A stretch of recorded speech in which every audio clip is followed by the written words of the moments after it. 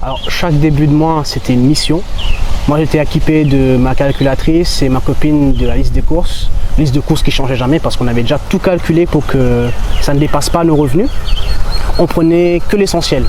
Donc paquet de saucisses, petits sachets de riz, surtout des Minapolo, les légumes que en surgelé, la viande on oublie.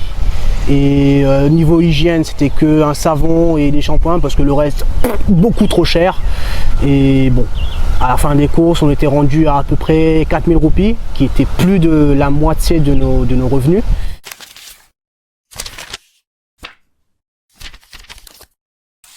Les courses terminées on rentrait à pied et bon, on était dans une maison délabrée, les murs moisis, des champignons dans la salle de bain, les murs tenaient avec des bouts de bois, enfin les fenêtres tenaient avec des bouts de bois, le frigo faisait un bruit de malade, mais bon, pour 2000 roupies le mois, c'était pas cher payé.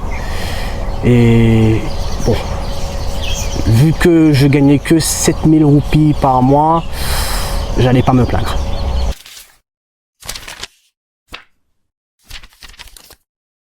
Et c'est comme ça qu'on a vécu avec ma copine sur 7000 roupies par mois pendant 2 ans. Et bon, moi j'étais pas diplômé, j'avais dit adieu à l'école, j'avais fui l'école même. Et ma copine elle était à l'université. Donc moi j'avais un travail sans contrat.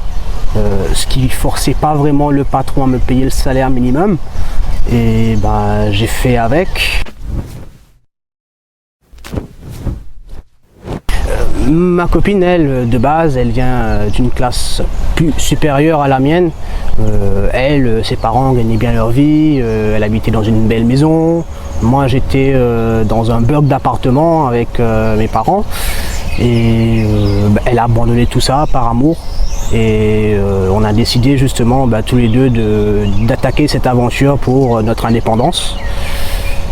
Normalement à Maurice c'est pas ce qu'on fait, en général les jeunes ils attendent jusqu'au mariage pour quitter le cocon familial, ou bien ils restent chez les parents et c'est les parents qui aident aussi à élever les enfants ou des trucs du genre. Mais nous c'est pas ce qu'on voulait, on voulait notre indépendance avant tout. Et dans notre groupe d'amis on était les seuls à se lancer dans cette aventure là. Par moment, ma copine et moi, on parlait pas forcément la même langue, et ce qui se passait, c'est que elle voulait s'évader, partir en ville, partir en boîte, des fois même acheter des vêtements en magasin au lieu au rabais. Et bon, moi, je rentrais du boulot fatigué, je demandais qu'à me reposer, qu'à essayer de rêver de ce que je voulais vraiment faire dans la vie. Et en vrai, nos grands moments de fête, c'était quand on avait 300 roupies à dépenser sur un McDonald's, ou bien même quand on partait chez les parents pour manger la nourriture des mamans, un petit riz curry, un rougail, c'était assez pour nos petits estomacs qui avaient faim.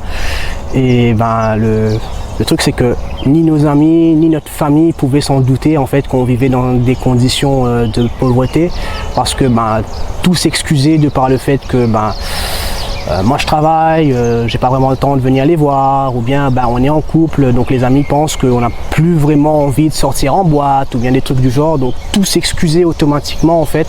Et nous on vivait un peu dans le silence dans cette condition de pauvreté.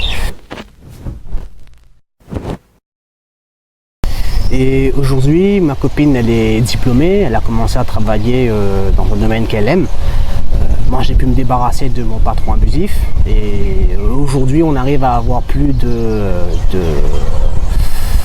la moyenne de revenus à Maurice. On a un revenu de 31 000 roupies, ce qui pour nous est une fortune, hein. On sort de 7 000 roupies par mois, on peut commencer à manger de la viande, et on avance.